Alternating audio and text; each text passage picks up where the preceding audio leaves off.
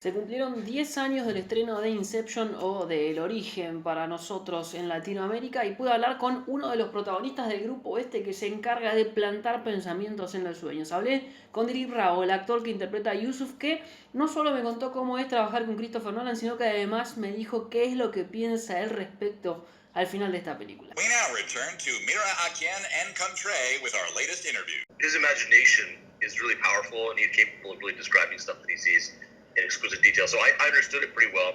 I was like, this is going to be a very difficult film to pull off, but if he's the guy, he just made The Dark Knight, so I had every faith in him as a filmmaker, of course, as a leader. I just knew that it would, if it happened the way it was written, at the minimum, it would be a kind of narrative landmark. You create the world of the dream. You bring the subject into that dream, and they fill it with their secrets. There's many kinds of leadership, and he has a lot of different uses of his own. Like, he's, first of all, a really smart man, so he can communicate very effectively to you and very clearly with different kinds of artists, and he can lead through painting the picture for you. He's a good acting director. Like, I think he helps with notes that are usable and actable, which is, not every director does that well, and he does it really well. Jim Cameron does it really well, and Sam Raimi does it really well. The great ones usually are pretty good at that. A dream within a dream. 2 levels. 3.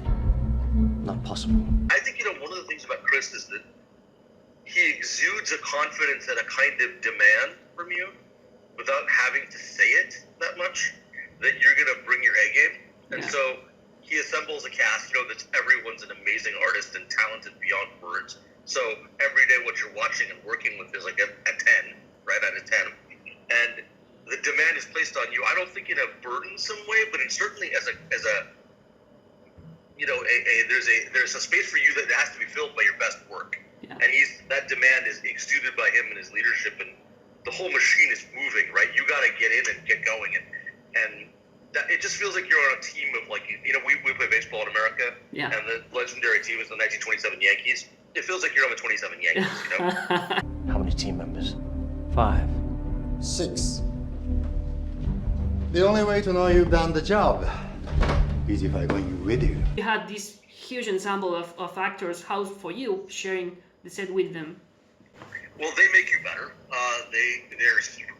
They're really experienced actors. Like DiCaprio's made 20-some odd movies by the time he made that movie, and is at that point multiple Academy Award nominee. Perhaps have already been a winner, subsequently became a winner. He's one of the best actors I've ever seen in my life, if not the best actor I've ever worked with. Tom Hardy's right there. These are like supreme talents. Joseph is so experienced and so funny, and so his heart is so open to doing what we're like. Every one of those people is like, sometimes on multiple levels they're all great, but like every single one of those people is an absolute ace, at least at several things, right? And Joseph was so physically like brave to do that stuff and not play it like this is easy for me. He played it like exact, like it was very, So I think everyone else makes you better when they're that good. There were no egos in that room. DiCaprio clearly made that. If he's not going to have one, no one's going to have one. And there was no crap. Like, everyone was equals. Everyone was treated well. But the work is hard, and it keeps going, and you spend a lot of time together doing it. And anytime you're around excellence, I don't care what it is. Like, you see a great violinist, you see art. An artist put a fresco together, or you see even a line cook perfectly cook a piece of steak or something. Excellence is absolutely apparent, and on that set it's like constant. Yeah. People are doing little things like with their work where you're like, man, how did you do that, right? And you like kind of talk to each other, and it's like you're playing catch with the greatest baseball players in the world. That many dreams within dreams is too unstable. It is possible. You just have to add a sedative. A powerful sedative. My take on it was, what would it be like to be brilliant at something that is constrained by regulation, that you want to do for a kind of scientific and passionate purpose, while you also have your own experiences that may not be ideal, and you get a little older. He's older than me at the time, and even now he's older than I am now, and I had to play him older. So then Chris also gave me some really specific characterization notes, and I was like, oh, okay. And then, I think in a movie that size, you have to do what makes the cast all work as a whole. The cast has to be populated, I think, in a movie that size. It's a big cast. Everyone has to have their own little spot, right? You don't want to be like anyone else. While you're all on the team in a certain way, you all mesh, but you all have their own characteristics. The script shows you that, right? But he told me, like, I want you to bring some humor to it, and I'm trying to bring some joy to the character, you know, like, that he was, once he was convinced to be a part of his team, he was kind of, like, exuberant to be back in it, you know, rather than being dragged back from retirement or something.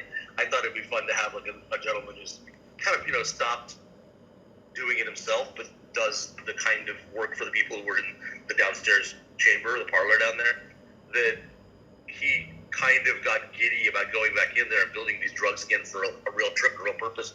And so, to me, that was, like, you know, very important. And he also talked to me about Peter Ustinov in Topkapi, which I, by sheer coincidence, when I first met him, I had seen it just randomly during my audition process for the movie. And then he's like, you know, do you see this? I was like, I have seen it. I've seen it a couple times. In fact, I just saw it. He's like, I'd like some of that. So I had to gain some weight and, like, move differently. And there's a kind of professorial element to that character in Topkapi.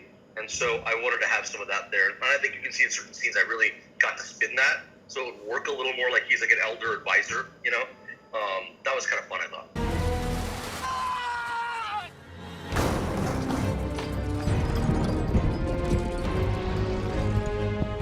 Well, you know, they ask you to do, first they test you, right, if you could do some of it. And I sort of was okay doing that. And then I did what I could do. And some of it was really fun, and some of it's, like, you know, a little bit, like, hectic, and there's, like, lots of stuff going on, and you have to play that. Like, you know, you're acting like you're, like, the action's happening to you. So my character, he's not an action hero kind of character. It's more interesting to me to play the overwhelmed character who's just, like, this is out of control, right? Like, Yeah. I think the audience can relate to that as much as, like, the witnessing the badass, right? Like, I think the audience often can be like, that's what I'd be like, oh my God, what is happening here, you know? And I thought, you know, like, that was my angle on that, and I think it's kind of fun to play that. So the parts where it was useful to see my face, to have me do it so that you don't have to, you know, double it too much, I totally did. Anything that was remotely dangerous, I was not involved in. Like, you know, anything where the van is rolling, crashing. You know, there's one scene I think where they zip-lined us together and we cracked into something, but it was really under control. Like, there's nothing, you know, nothing flying around. And anytime it did get dangerous, they, like, totally pull you away, right? They're like, this is, you can't be near it. Like, it just, you can watch it at a distance. Yeah.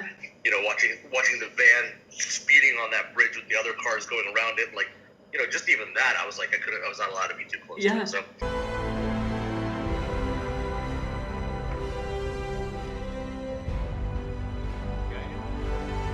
You can think what you want, and I think Chris leaves it to interpretation, but I don't think he left it 50-50. I think if you listen to it, you know, it goes, like, it's starting to wobble. Yeah. And it doesn't do that, you know, in the dream, it just keeps forever, right? It stays very even. The sound and tone are very even because it's just rotating on a single point. So the physics of that is that it's wobbling and then it creates a wobbling sound because it's irregular. Actually, it's cyclical, but it's having a slowed down cycle, right? Yeah. Which if you're on a sinusoidal pattern, it's be expanding the sinusoidal curves and it would eventually flop and fall to silence. So the fact that the pattern becomes irregular and it elongates as it's losing momentum, that tells you. I think one of the things people respond to in that movie, why people love it so much, is that it is a challenge. It asks something of you, like, hey, come with me. This is a complicated, interesting story, and it's kind of like a magic trick, you know. And I think in that way, it was awesome to watch.